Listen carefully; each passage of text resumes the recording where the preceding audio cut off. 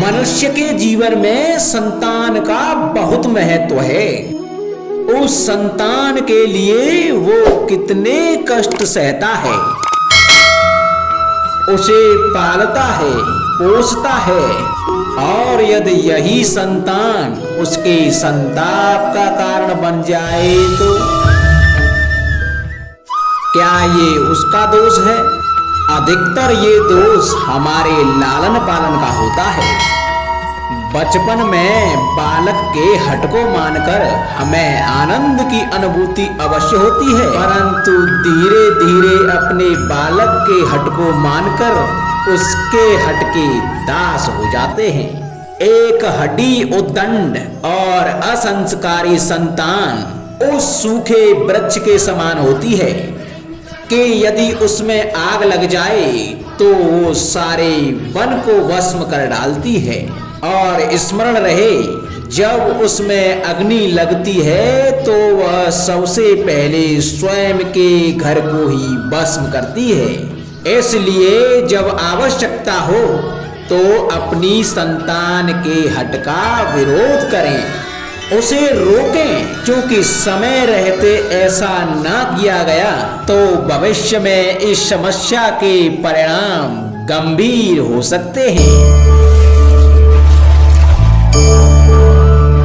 प्रतिज्ञा, वचन, ये सब मनुष्य ने समाज को सही दिशा में रखने के लिए बनाए हैं।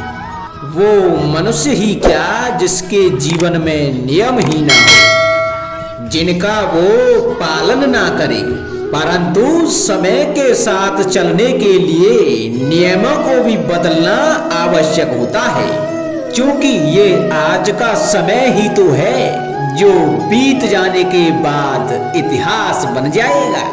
यदि आवश्यकता पड़ने पर नियम और प्रतिज्ञा भंग न की जाए, समय की मांग के प्रतिरूप अपनी प्रतिक्रिया न बदली जाए, तो इतिहास हमें कभी क्षमा नहीं करेगा।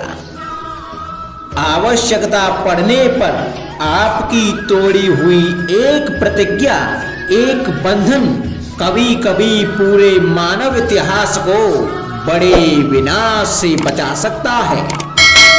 इसलिए नियम, प्रतिज्ञा, वचन कुछ नहीं, कुछ है तो केवल समय, अर्थात जिसके अनुरूप चलने वाला ही सफल हो सकता है।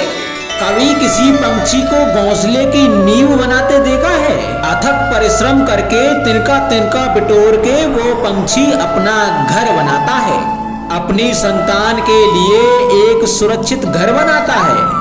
और कहीं से तीव्र आंधी आती है, बारिश आती है और उसका घर तिनका तिनका करके बिखर जाता है। फिर वो पंछी रोता नहीं, ना ही विलाप करता है, वो बिना विलंब करे फिर से अपना घोंसला बनाना प्रारंभ कर देता है और सफलता पाता है।